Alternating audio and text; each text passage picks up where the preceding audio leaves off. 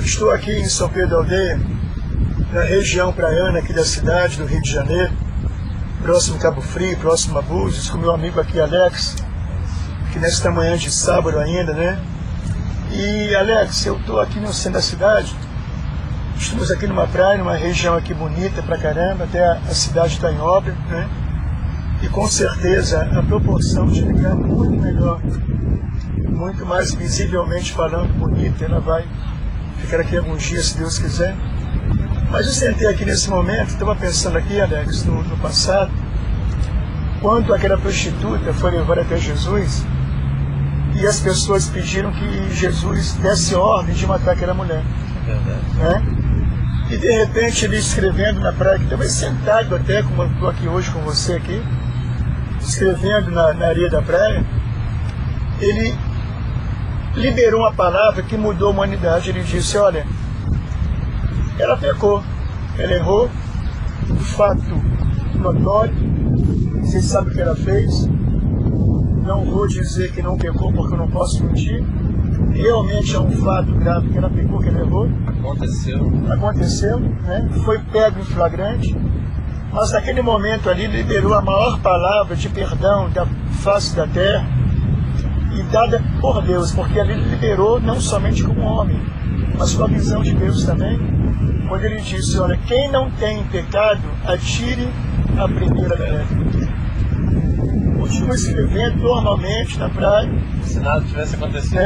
Aconteceu nada. E de repente, ele olha e vê aquele fato do acontecido, que não havia mais ninguém ali que estava acusando aquela mulher. E pelo original grego, né, da palavra do pai, o acusador simboliza o diabo, né? Então quando alguém acusa alguém, ele está manifestando a palavra diabo na sua vida, porque o acusador é o diabo. E de repente ele diz, mulher, onde estão os teus acusadores? Ela diz, ó, você foi embora, desaparecer.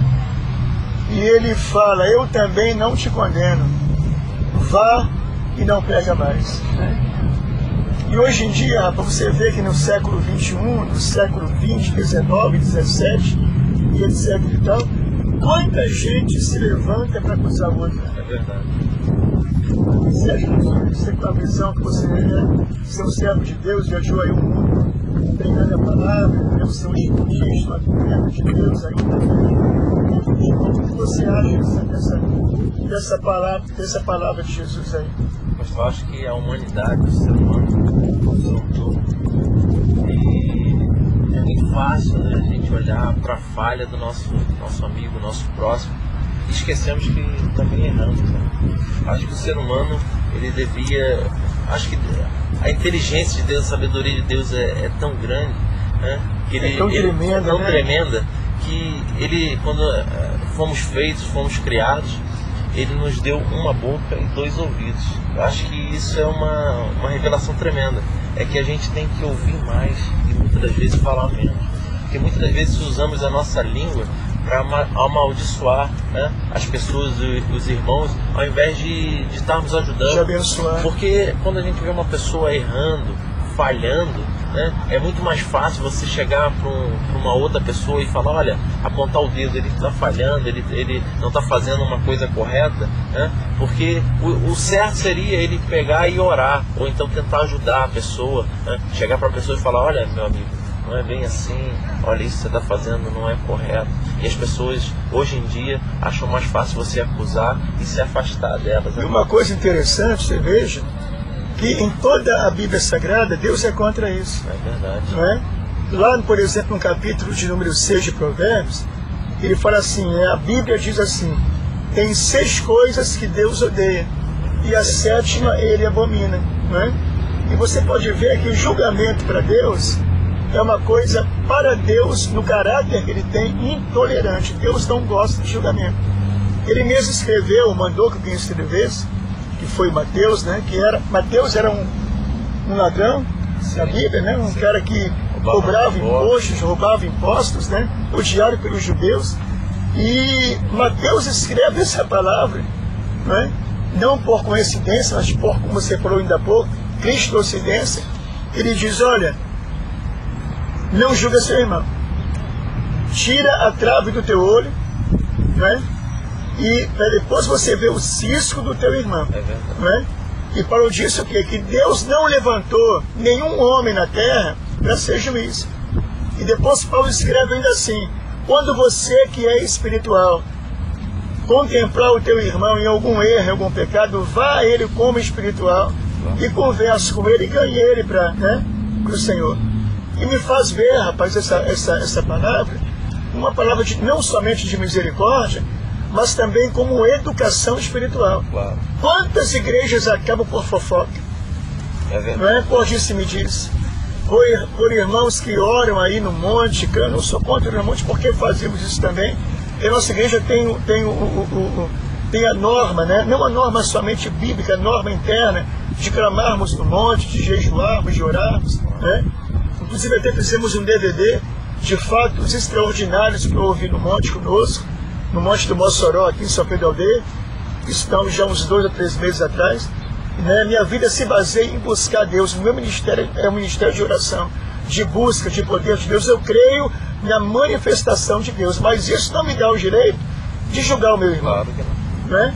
Eu não posso, porque eu oro, porque Deus me usa em revelação, em profecia, né? Em atos proféticos, eu oro e Deus cura pessoas, liberta.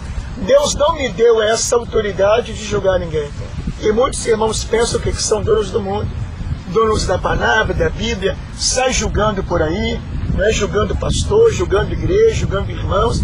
E quantas igrejas que não crescem por isso, quantos irmãos que você conhece, Alex, e eu também, que hoje estão no mundo porque sofreram julgamentos injustos.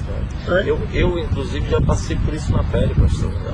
No início da minha conversão, pessoas ligadas ao ministério, sem sabedoria, porque eu vim do mundo, você sabe que a pessoa jogador de futebol, tudo é muito fácil, né?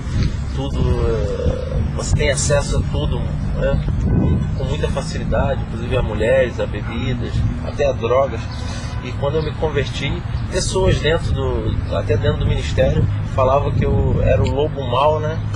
Só porque você era jogador de futebol, né? Por eu sair, não. Quer dizer, o jogador de futebol impediria a atuação de Deus na tua vida. Então isso até me levou a um determinado tempo, no início de crente, a me afastar, a procurar até uma outra igreja, porque aquilo me incomodou. Eles estavam fazendo um pré-julgamento, olhavam para mim e falavam: olha, esse é o cara, né? Esse cara entrou aqui para pegar as menininhas todas da igreja, entendeu? Então começaram a me julgar, e aquilo começou a me incomodar, porque de repente eu não tinha aquele tipo de julgamento, no mundo eu não tinha aquele tipo de julgamento, e pessoas crentes, cristãs, irmãs em Cristo, usavam desse artifício, né?